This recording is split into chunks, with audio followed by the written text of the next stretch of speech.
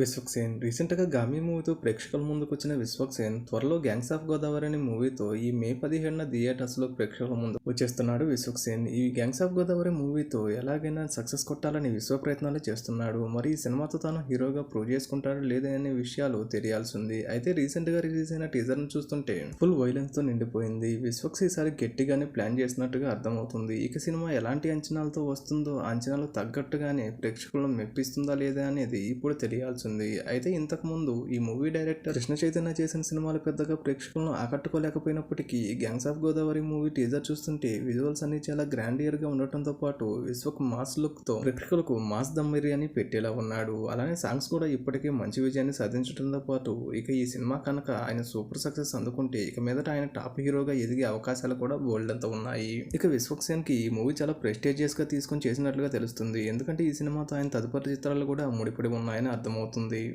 మరి విశ్వక్సేన్కి gangs of Godavari మూవీకి ప్రేక్షకాదరణ ఎలా ఉండబోతుందో త్వరలోనే తేలనుంది.